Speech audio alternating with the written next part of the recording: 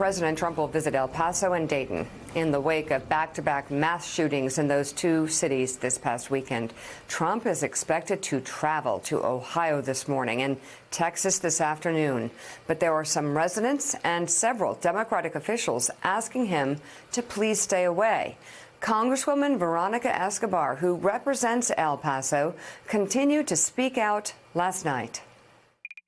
This community is full of hope and resilience and beauty. But the other thing that I heard, Chris, totally unsolicited from victims still in the hospital, as they'd grab my arm and tell him not to come here. We got a call from the White House earlier inviting us to be part of the motorcade as the president arrived and to greet him. And, my response back was, I need a phone call today because I would like to have a conversation with the president about everything I've been saying on national TV. I want to say it to him directly, and I want to see if he would have a dialogue where he accepts responsibility for his words, where he understands the power that they've had, the pain they've created, and says, I'm sorry, and takes them back. Those words are still hanging above us. He has the power to take them back. The response we got was that he was too busy for a phone call, so we declined the motorcade.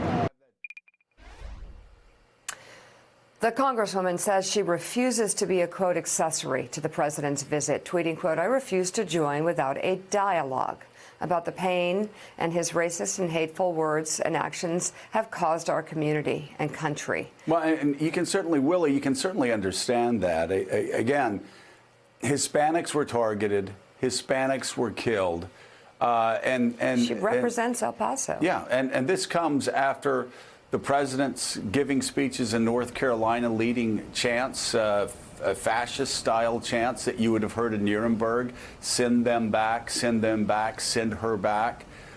This is after, of course, the Panama City rally, where the president keeps talking invasion, invasion, invasion, invasion, and then people start shouting, shoot them, and the president laughs and makes a joke about it as the crowd applauds wildly. And again, this is a guy who has called, since being president of the United States, Hispanics breeders. And it's been one insult after another. It's been one phony invasion after another. And he has, you look at the gunman's, the murderer's manifesto. He has picked up the words of Donald Trump, and he ran with them and talked about how an invasion of Texas was going to put Texas in Democratic hands for the foreseeable future. And so he got his gun, he drove to El Paso, and he started killing Hispanics. And you can understand why Congresswoman Escobar didn't want to be a part of that. As she said, she wanted to be an accessory without at least having a conversation with the president first.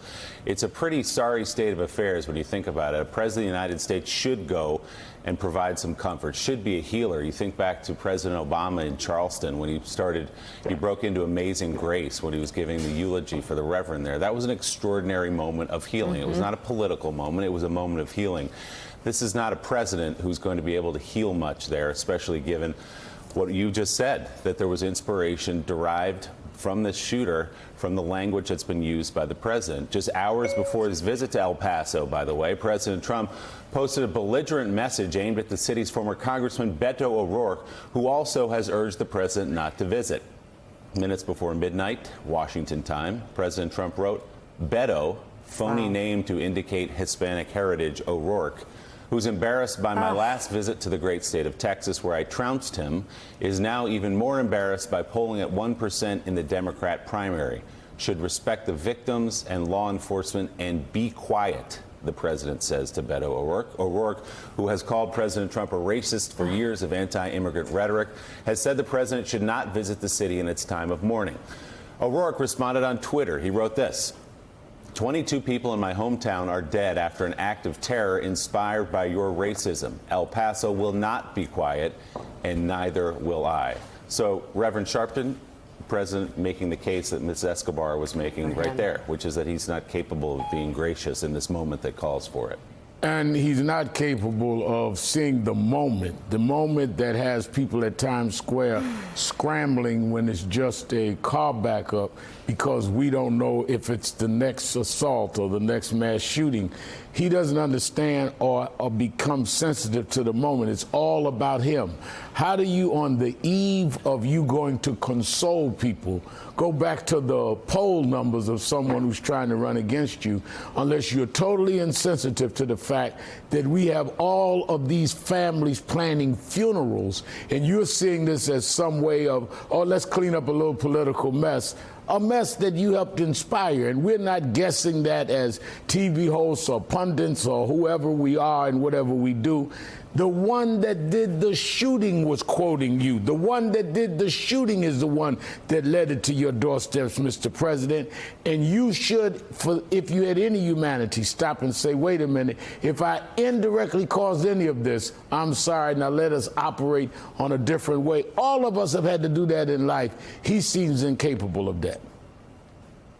Well, it seems incapable of it. Rick Tyler, you have consulted Republican candidates, presidential candidates, conservative Republican presidential candidates, and you really get a glimpse into just how devoid this man is of humanity when, in response to someone saying that his words and actions fed into the hatred that led to this killing, his response is to talk about crowd sizes, right, and political polls, and talking about how he, quote, trounced somebody in crowd sizes, which, of course, I think that even that's a lie. So, but even if it weren't a lie, I mean, it's again, I could ask you if you ever worked for any politician who was ever this shallow, who was ever this devoid of humanity, who would have ever responded in the face of tragedy, talking about crowd sizes or political polls. But I already know the answer is no. This man, as Jeffrey Goldberg says in The Atlantic, is only getting worse. I certainly wouldn't, Joe. And I think it was yesterday, maybe it was the day before, Donald Trump sent out a tweet. He was complaining about the comparisons or that he was taking the blame for these shootings where other presidents were not. But I want people to think about this, how sickening it is that while people are suffering and burying their loved ones and grieving, and others in the Hispanic communities are fearful for their lives, Donald Trump wants to be the #1 victim. He wants more sympathy for himself, as opposed to the suffering that people are going through, which makes his visit to both Dayton and El Paso today completely inappropriate, because the president has no capacity to display empathy, to say the right things that people believe. We all watched his speech the other day, but it just doesn't reconcile with what he's said. If you juxtapose what he said in the speech, which the content was fine, but it didn't come from the heart. He just read it. We know that Donald Trump and what his heart speaks of, and we see those in the rallies, in his tweets, in his offhanded remarks, his hurtful things, the racist things that he says. And so his visit today is really counterproductive. Now, he'll try to go through it the best they can, but, you know, people have expressed outrage that he's even daring to come, particularly to El Paso. And I would say this about El Paso because of all the things you mentioned about the Hispanic invasion, things he said about invasion. This one's on you, Mr. President. You own it. Well, and he won't even speak to the woman who represents El Paso. It's awful. Thanks for checking out MSNBC on YouTube, and make sure you subscribe to stay up to date on the day's biggest stories. And you can click on any of the videos around us to watch more from Morning Joe and MSNBC. Thanks so much for watching.